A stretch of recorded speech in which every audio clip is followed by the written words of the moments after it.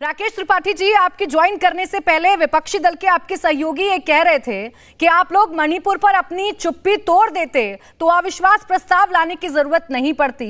एकमात्र मकसद ये है विपक्षी दलों का कि पीएम मोदी को सदन में बुलवाना है। आप गंभीरता नहीं समझते मणिपुर की?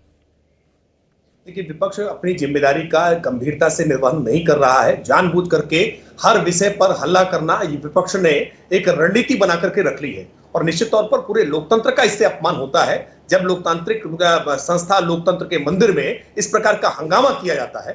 जब देश के गृह मंत्री इस मसले पर जवाब देने के लिए तैयार है, रक्षा मंत्री जी स्वयं इस बात के लिए खड़े हुए, उसके बावजूद आपको सरकार की बात सुननी नहीं है। केवल इस बात की जिद ठान लेना कि प्रधानमंत्री जी जवाब दें, प्रधानमंत्री जी जवाब दें और इसके आधार पर अविश्वास प्रस्ताव लेकर के आना। ये जानते हैं कि इनके पास किसी प्रकार के नंबर नहीं है। इसके बावजूद संसद का समय खराब करने के लिए, किसी तरह से संसद में महत्वपूर्ण मसलों पर चर्चा ना हो सके, कोई कानून ना बन सके, ये विपक्ष का एक पूरी तरह से प्रोपेगेंडा पॉलिटिक्स है। और विपक्ष के इसके कारण, इस रवैये के कारण आज देश में महत्वपूर्ण मसलों पर चर्चा नहीं हो पाती है। ये विपक्ष को इस रवैये से पीछे हटना चाहिए। विपक्ष तो आप पर आरोप लगा रहा है कि आप चर्चा नहीं करना चाहते, लेकिन एक लाइन में कम से कम राकेश त्रिपाठी जी ये तो बता दीजिए, सियासत में कौवा कौन है और हंस कौन है?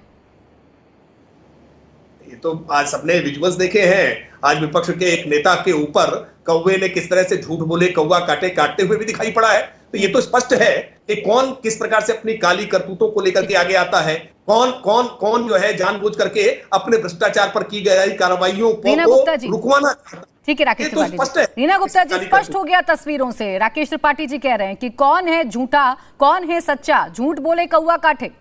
तस्वीर भी हम दिखा रहे हैं, बीजेपी जमकर इस तस्वीर को वायरल भी कर रही है और राकेश त्रिपाठी जी मुस्कुराकर कह भी रहे हैं कि तो चरितार्थ हो गया आज संसद के बाहर।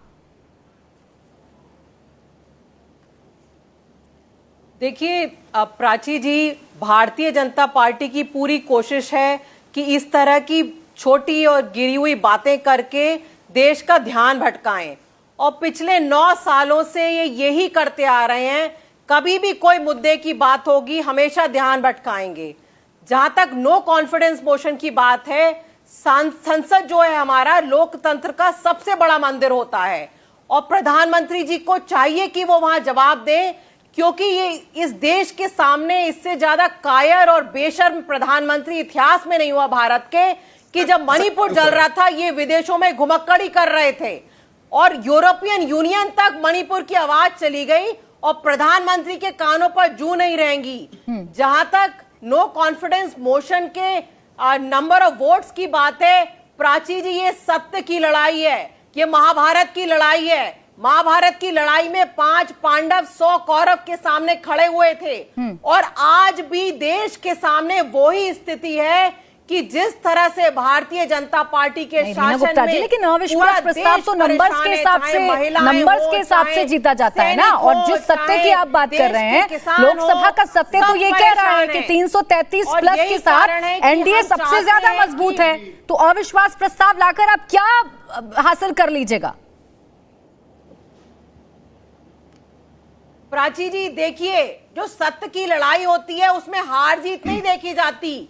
आपको लड़ते रहना पड़ेगा और सत्य की लड़ाई हम लड़ते रहेंगे। महाभारत में भी यही हुआ। अगर पांडव ये सोचते कि हम तो 5 हैं और ये 100 हैं और चुपचाप बैठ जाते तो क्या होता। लेकिन ये पूरा देश इस समय जानता है कि सिर्फ देश के 37% लोगों ने भारतीय जनता पार्टी को वोट दिया था, कोई बहुत ज्यादा लोगों ने वोट नहीं दिया था। इंडिया टीवी हर वक्त हर जगह डाउनलोड करने के लिए सर्च करें India TV news Google play store या ऐप स्टोर पर।